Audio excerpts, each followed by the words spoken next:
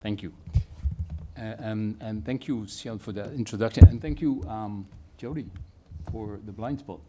I'm going to dig in a bit deeper into the blind spot. I suppose this is...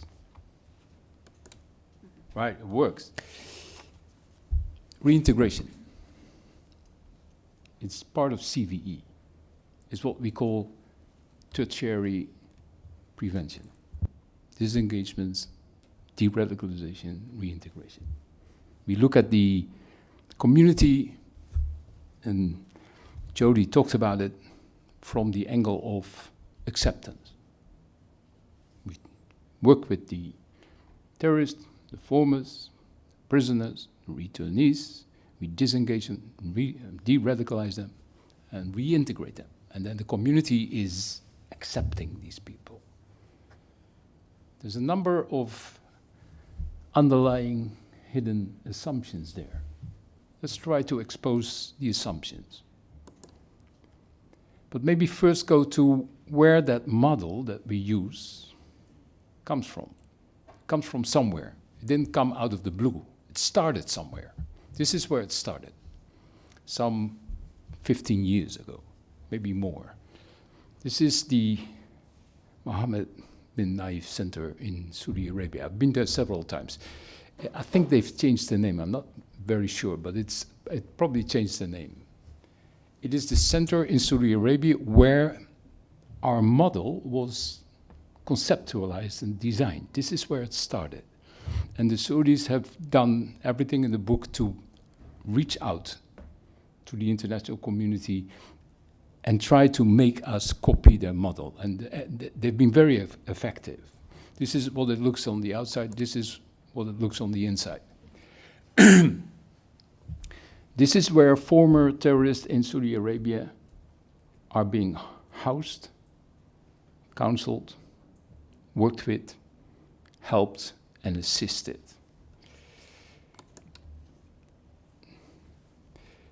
The model is depolitized, obviously. It's not about politics. The focus is on individuals. It is on counseling those individuals, working with the individuals, helping, assisting the individuals. Religious counseling, other counseling, psychological counseling. We work, we sit with these people and work with them. We help them, we assist them. We do sports, arts, skill development, education. So everything is about these people. Now let's look at the facts. Greg, you mentioned a high level of recidivism in Indonesia, but that is the exception. It's not the rule. Thomas, the president director of the ICCT, did a lot of work on this. Recidivism in our field of work is extremely low. Somewhere in the 0, 2%, 1%, 2.9% as an average, and that is influenced by Indonesia, which has a very high. People don't go back to terrorism. It's exceptional. Now, there's obviously the prevention paradox. You prevent something, then they don't go back. But don't forget that some of these figures date back to 1970, 1990. Even before the Naif Center was developed, conceptualized, already recidivism, it's a one-time off thing. People don't generally go back. You're upset and angry to the level where you want to use violence once in your life. You don't go back there. Of course there's exceptions, but the general rule is. So maybe we should look at this issue of reintegration from a different angle. Maybe we should start somewhere else, not at the individual, but let's look at the assumptions. Apparently, we assume that terrorism is a problem of the individual.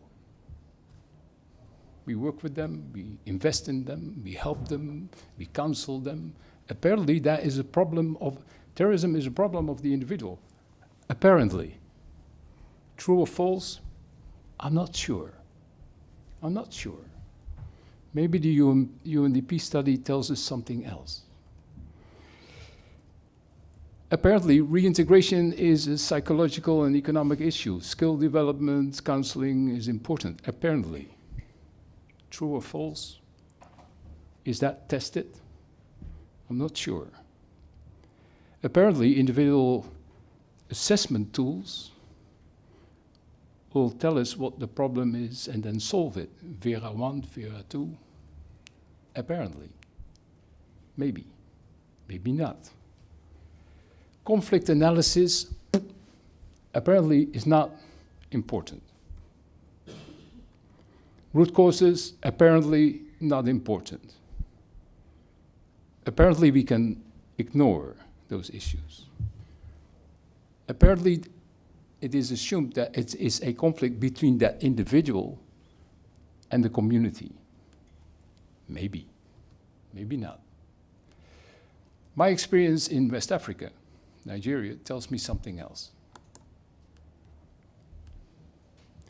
In Nigeria, or in West Africa more generally, it is rather a conflict between the terrorists and certain groups in society, maybe between the terrorist and the state, maybe between the terrorist and security services in the state, maybe between certain power structures and the terrorist.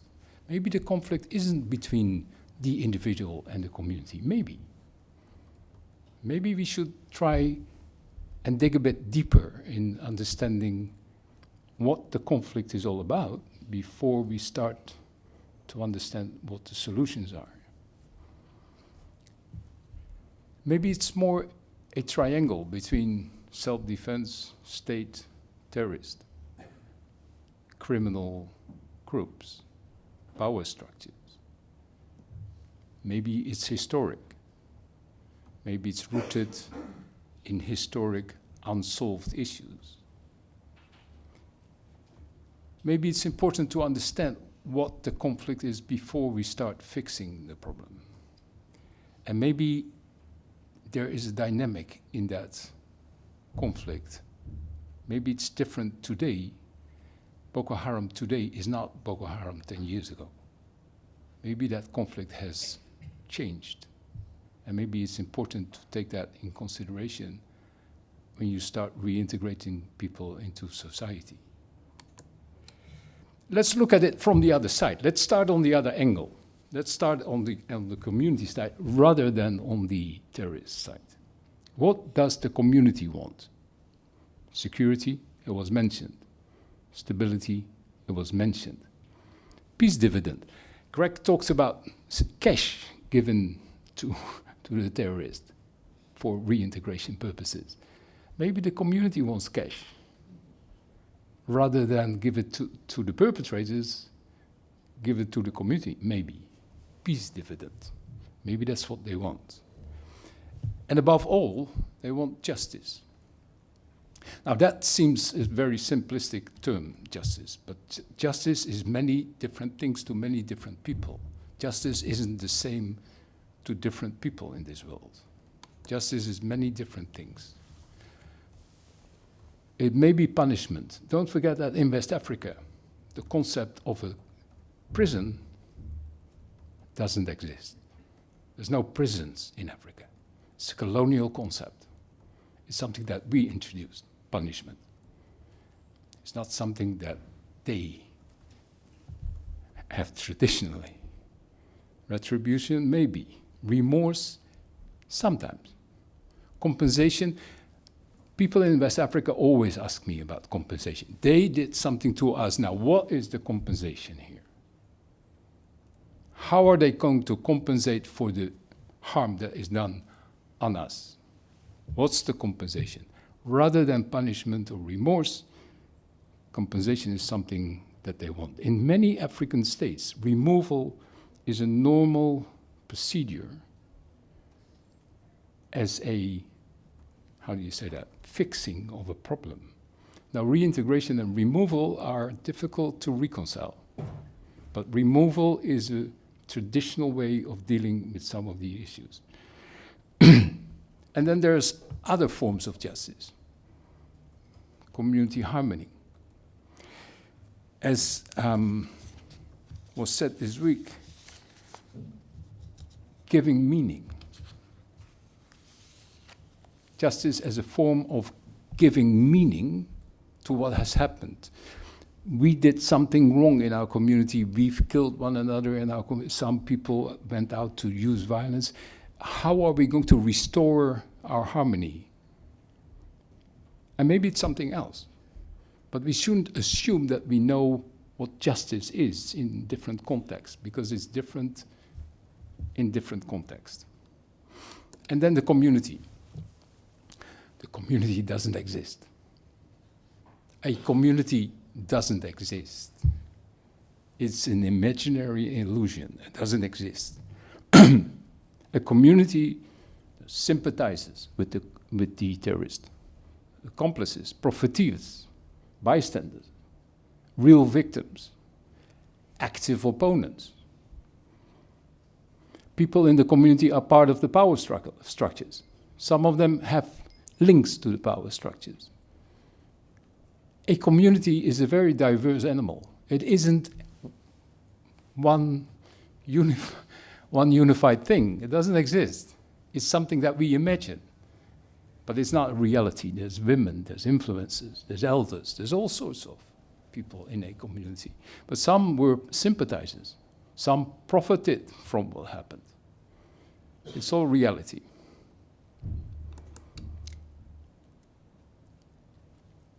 Now, if we want to reintegrate in community-centered, restorative, centered approaches, we want to look for sustainable solutions. Sustainable solutions come with reconciliation. Reconciliation is the outcome, not reintegration. Reconciliation is the outcome. Local definitions of justice is the roadmap.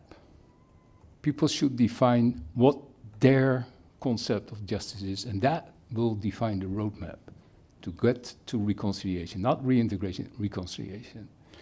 And then truth is the scenery, fact-finding, memories, stories, witnesses.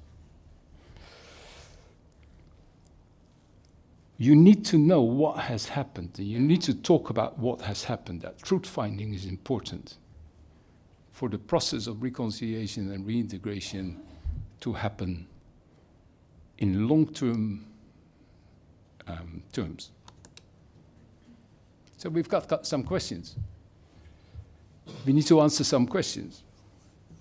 How do we define conflict? Is it between the individual and the community, or is it something else? How do we understand the diversity of actors within the community? How do we diversify? And how do we deal with the diversity in the community? And how do we organize the truth element? Who does the fact-finding? Who's got the position to do that? Who has got the position in a community to do fact-finding? And how far back do you go? 2 years, 5 years, 20 years, 100 years? To many people in West Africa, history matters, unresolved issues, unsolved conflicts. How far back do you go? Because in the minds of people, everything that happened 50, 80, 100 years ago matters. So your fact-finding, how far back do you go? And then, how do we understand justice? I think I've talked about it. And is that process still CVE, or CVE part of that process? Is the prevention of recidivism and prevention of violent extremism not part of that problem, not the driver of that process? Who's at the head of the table and who else is invited? In a community that has a diverse composition, it's important to know who has which role exactly. Now, if we want to seriously work on reconciliation as a process of reintegration, then we need to have new friends. We need friends, conflict analysts, people that know about and how you analyze a conflict, peace builders, people that work in truth and reconciliation mechanisms. They're out there. It's not as if they don't exist. And then maybe even those who work in DDR programs in post-conflict situations, not in PVE, CVE, but those who work in post-conflict DDR mechanisms. There's a lot of experience out there. Maybe we should create some friendships here. And maybe I'll stop there.